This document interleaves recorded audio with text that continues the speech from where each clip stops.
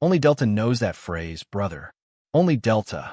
That sentence was spoken loud enough to carry the full length of the bar at a roadside place called Coleman's outside Fayetteville, North Carolina, on a Thursday night in late October. The man who said it was 34 years old, broad in the shoulders, wearing a black tactical polo with a small embroidered skull on the sleeve that he wanted everyone to see. He had a beer in his left hand and a cell phone in his right, and he had been telling the same story for 20 minutes to a small audience of 3 contractors who were too polite to walk away. The man at the end of the bar, for stools down, was 76 years old. He was thin in a wiry way, wearing a dark green windbreaker over a white shirt buttoned to the second button, and a flat tweed cap set on the stool beside him. He was nursing a glass of water with a lemon wedge in it because he had not touched alcohol since 1981. His hands rested on the wood of the bar, knuckles a little swollen, and he had been listening without appearing to listen for the better part of an hour. The young man's name was Brett, and Brett did not actually know what he was talking about. But Brett had read a lot of books, and Brett had watched a great many YouTube videos, and Brett had once worked as a gate guard at a contractor compound in Iraq for 9 months in 2014, and Brett had decided, somewhere along the line, that this was enough to claim more than it was. The phrase he kept repeating, the one he said only Delta knew, was a real phrase. He had it almost right. He had the cadence wrong, and he had the second half slightly mangled, but he had it close enough that a man who did not know better might believe him. If you believe an old soldier should not have to sit at a bar and listen to a younger man wear a uniform he never earned, type the word honor in the comments right now. This is the story of Master Sergeant Edmund Hale, a stolen call sign, and the 7 words he spoke that closed Brett's mouth for the rest of the night. Edmund Hale did not come to Coleman's often. He came on Thursdays, once a month, because the cook there had served 2 tours in Panama and made a chicken fried steak the way Edmund's wife Caroline had made it before the Parkinsons took her hands and then the rest of her in 2017. Edmund lived alone now in a small brick house on Bragg Boulevard, 15 minutes from the base he had retired from in 2003 after 34 years in the United States Army. He did not talk about those 34 years. He had taken his retirement paperwork home in a manila envelope, set it on the kitchen table, and never opened the envelope again. Caroline had asked him once, near the end, if he wanted her to read his citations aloud to her. He had said no, gently, the way he said most things, and she had understood, because Caroline had been an Army wife for 41 years, and she understood what some men cannot say out loud about other men who did not come home. That Thursday night, Edmund had ordered the chicken fried steak and a glass of water with lemon. He had eaten slowly. He had paid in cash, the way he always did, and he had been about to stand and leave when Brett, 3 stools away with his back partly turned, had begun the story for the second time, louder than the first. Edmund had sat back down. He had not planned to. His knees had told him to leave, and his back had told him to leave, and the part of him that had spent 4 decades avoiding rooms like this one had told him to leave. But his hands had stayed flat on the bar, and he had looked at the bottom of his glass of water, and he had stayed. Brett was telling the contractors about mission. He was using words like compound and squirter and high value, and he was tossing in a phrase every few sentences that he plainly thought was a passcode, a brevity code, a piece of insider speech that proved he had been where he claimed to have been. The contractors nodded politely. One of them was looking at his watch. Another was checking his phone under the table. Brett saw Edmund looking at him. Brett misread the look. He took it for interest, the way men who need to be believed always misread quiet attention as agreement, and he turned a little on his stool so that the old man could see him better. "Hey, Pop," Brett said, lifting his beer in a small mock toast. "You catching this? You ever hear of Delta Force?" Edmund did not answer right away. He set his water glass down very gently. He looked at Brett the way a man looks at a younger man who has wandered into a place he does not know is dangerous. "I have heard of them," Edmund said. His voice was quiet, the way old voices in old bars are usually quiet, but it carried because the bar had gone half still in the way bars go still when a small bad thing has just happened in slow motion. Brett grinned. He was just warming up. "Yeah, well," he said, "you wouldn't believe the stuff they did over there. I mean, the phrase I just said, the one about the corner, only Delta knows that phrase, brother. Only Delta. We used it as a recognition signal when we linked up in the dark. You don't say that phrase unless you've been there. Edmund nodded once. Slow. The kind of nod a man gives when he is deciding whether to speak at all. The contractor with the watch stopped looking at his watch. The bartender, a woman named Janelle who had worked at Coleman's for 19 years and had seen many things, put down the glass she was drying and stood very still. Brett did not notice any of it. Brett was still grinning. Edmund Hale had not spoken the counter to that phrase since the night of April 24th, 1980, on a runway designated Desert One in the central Iranian desert, when the rescue mission for the American hostages at the embassy in Tehran had collapsed in fire and confusion, and he had been a 31-year-old sergeant first class waiting at the secondary rally point for men who, in the end, had not made it back. He had spoken the counter exactly 4 times in his career after that night, all 4 times in real recognition with men who had a right to expect it, the last time in 1994 in a courtyard in Mogadishu. He had not spoken it since. He was about to speak it for the 5th time in a roadhouse outside Fayetteville to a 34-year-old man in a tactical polo who had no right to it at all. Edmund did not raise his voice. He turned a quarter on his stool so that he was facing Brett directly. He folded his hands, one over the other on the bar, in front of him. He looked Brett full in the face for the first time, and his pale gray eyes did the small, unsettling thing that the eyes of certain old soldiers do when they decide a younger man is about to be corrected. Son, Edmund said, the phrase you keep saying is not quite right. You have a first half close. The second half is wrong by 2 words. And the counter to it, the one a man on the other side of the dark room would give if he were the man you needed him to be, is 7 words long. Brett's grin stayed on for a beat longer than it should have. The grin had its own momentum. When the rest of him caught up to what the old man had just said, it began to flatten the way a tire goes flat when there is a small nail in it. He set the beer down. He turned to face Edmund fully. The contractors had stopped pretending to look at anything else. What did you say? Brett said. The friendly edge in his voice had gone somewhere else. Janelle, behind the bar, picked up the glass she had been drying and held it in front of her chest the way a person holds a small shield. The older Vietnamese gentleman in the corner booth, who had been eating soup and minding his business, set his spoon down and turned his head. I said the phrase is wrong. Edmund repeated the same quiet way a man tells another man that his headlight is out. You are missing the cadence. The men who used it ran 2 beats between the 3rd and 4th words. You did not, and you have 2 words swapped in the second half. Brett looked at the old man for a long moment. Then he looked at the contractors, which was a mistake because the contractors were not giving him anything back. He looked at Janelle behind the bar. The noise from the far end of the room seemed to have moved farther away. Who told you that? Brett said. His voice had changed registers, not loud, but with a tightening in it that men use when they feel a room shifting under them. Edmund did not answer the question. He picked up his water glass and turned it a quarter turn on the bar, the same motion he had made with a coffee cup in 30 years of mess halls and forward operating bases. I spent some time around that phrase, he said. That is all. You spent some time around it, Brett repeated. He said it the way a man repeats a thing he has decided is funny. What does that mean? You spent some time around it. Were you a cook at Bragg? A janitor? He looked at the contractors again. A laugh had been requested. It did not come. The contractor on the far left, a broad man in his 40s named Gary who had done 3 rotations with a private security company in Afghanistan and knew what he was looking at when he looked at an old soldier, had stopped smiling a full minute earlier. He had his hands flat on the bar, and he was watching Edmund Hale the way a man watches a slow fire he is not sure yet is going to stay small. Janelle set down the bourbon. She had a feeling.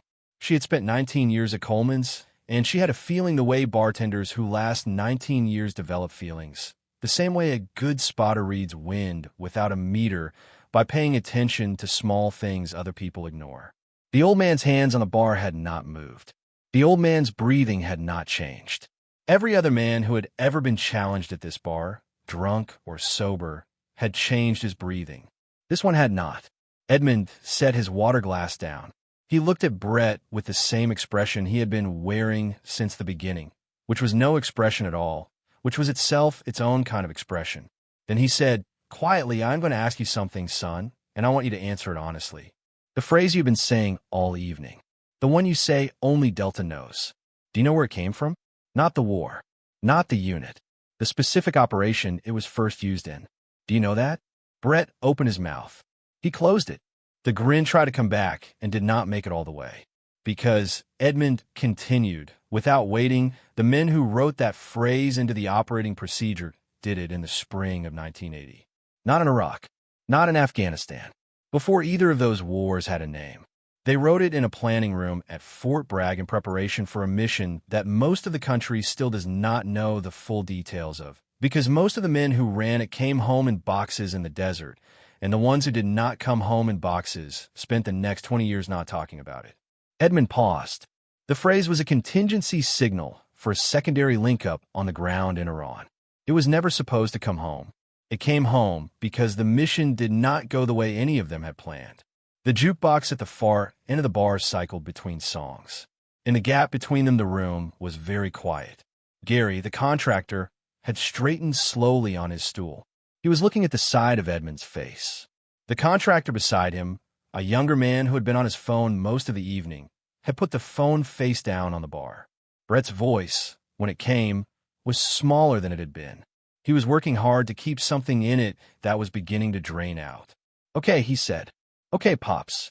That is a good story. That is a real good story. But there is no way you were at Eagle Claw. You would have had to be special operations. You would have had to be assigned directly to the assault element or the support package. That was a tiny group of men. The assault element alone was less than 90 operators.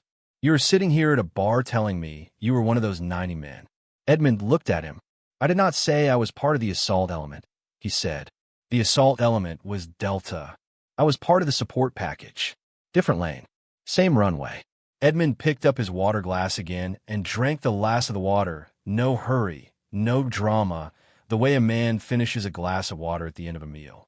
When he set it back down, he said, "The assault element was 82 men on the night of April 24th. The support package had 41.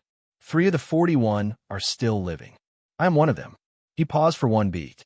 2 of the 8 men who died in the crash of Echo 16 were men I had worked alongside for 4 years. One of them owed me $11 from a poker game the week before we deployed. His name was Sergeant First Class Dale Purvis. I have not forgotten the $11, and I have not forgotten Dale Purvis, and I'm going to ask you, respectfully, not to use that phrase again in a bar in front of people who do not know what it cost. If you're still with us on this story, take a second and hit that like button and subscribe. Drop a comment and let me know where you're watching from. And if you've got a veteran in your family, share their branch in the comments. I read every one. The room after Edmund finished speaking was the kind of quiet that is not peaceful. It was the kind of quiet that happens when something real has been said in a room full of people who had not been expecting something real, and nobody is sure yet what to do with it. Brett had stopped looking at the contractors. He had stopped looking at Janelle. He was looking at Edmund Hale, and for the first time all evening, there was no performance in his face. The face under the performance was younger than the one he had been wearing. It was the face of a man who has been running a bluff for so long that he had forgotten it was a bluff, and the bluff had just been called by someone holding cards he could not see. The contractor, Gary, leaned forward on his stool. His voice was level and careful. "Sir," he said, addressing Edmund for the first time, "were you with SFODED or attached support?" Edmund glanced at him. "Attached support," he said. 13 years attached to the unit out of Bragg. I came in through the 5th Special Forces Group in 72 and cross-assigned in 76. Gary nodded slowly. He nodded once. He said nothing else, but he turned and looked at Brett in a way that Brett would remember later, in the dark of his apartment, lying on his back staring at the ceiling. Edmund pulled his windbreaker from the back of the stool and put it on.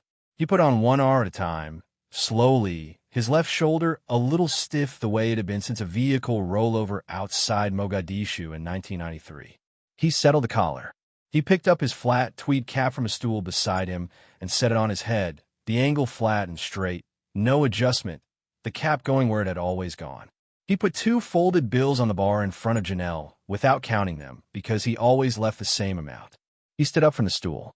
Brett was still sitting, and the sitting made Brett feel the difference in a way that he had not planned on feeling.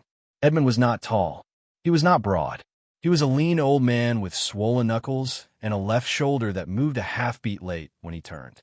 But he had a quality in the way he occupied space that Brett could not name and would spend a long time afterward trying to put into words when he tried to tell people about the evening, mostly failing. Edmund looked at Brett one last time. His voice had not changed at any point in the conversation. Not louder, not colder, not softer. He said, "The counter to the phrase is 7 words. You want to know them? You be here next Thursday. I will buy you a water." He said it without irony and without warmth. The same tone a man uses to pass on information that he believes the other person needs, and that costs him nothing to give. Then he turned toward the door. The door swung shut behind Edmund Hale, and for a moment the bar was a room full of people who did not know what to do with their hands. Brett was still on his stool. He was looking at the space where the old man had been standing, which was now just a section of bar with an empty glass and a wet ring on the wood. He picked up his beer. He set it back down without drinking from it. The skull embroidered on the sleeve of his tactical polo seemed, in that particular silence, to be a much smaller thing than it had been an hour ago. Gary, the contractor, spoke first. He addressed the bar in front of him. "I have been doing this work for 17 years, he said. "In that time, I have met 4 men who were part of the Eagle Claw support package. 2 of them would not say so if you asked them directly. The 4th one just walked out that door." He picked up his beer, drank, set it down. "That," he said, "is not a man you laugh at." Brett said nothing. The contractor beside Gary, the younger one who had been on his phone, had not picked his phone back up. He was looking at the door.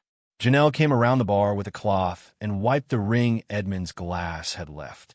She stood with the cloth in her hand and said, quietly, "He comes in once a month. Always Thursdays. Always the chicken fried steak. Always water with lemon.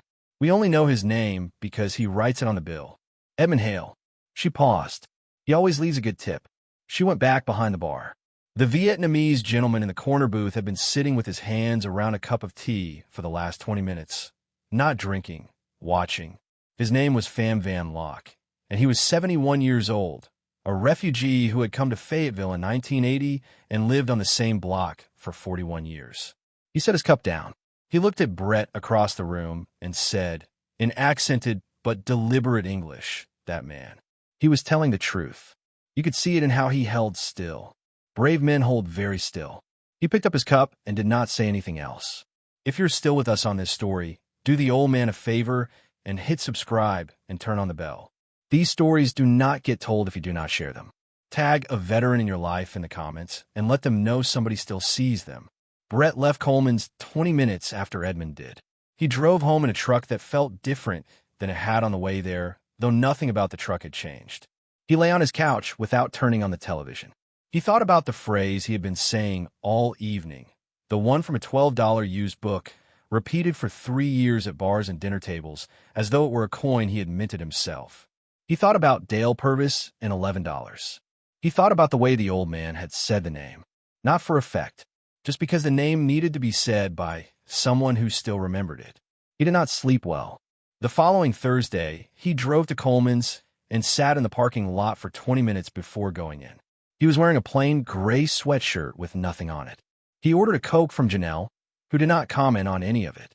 Edmund was on the same stool, same windbreaker, same cap, same glass of water with a lemon wedge resting on the rim.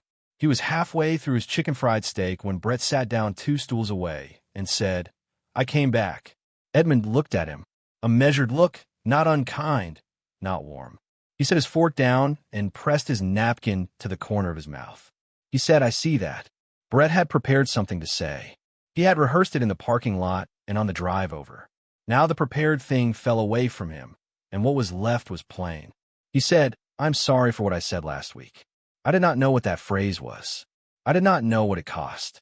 I had no right to it, and I should not have used it, and I am sorry about the man who died. The one you mentioned, with the $11. Edmund was quiet for a moment.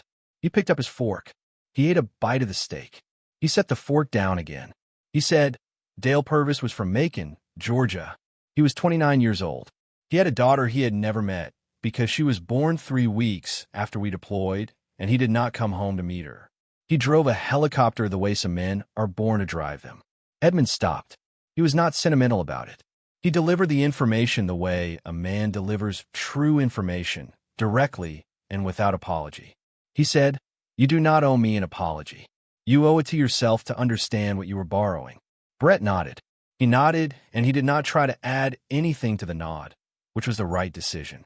Edmund looked at him again, the same calibrated look. Then he said, "All right. The counter to the phrase is 7 words. Are you ready?" Brett said yes. Edmund said the 7 words. He said them at the right cadence, and with the right pause built into the middle of them.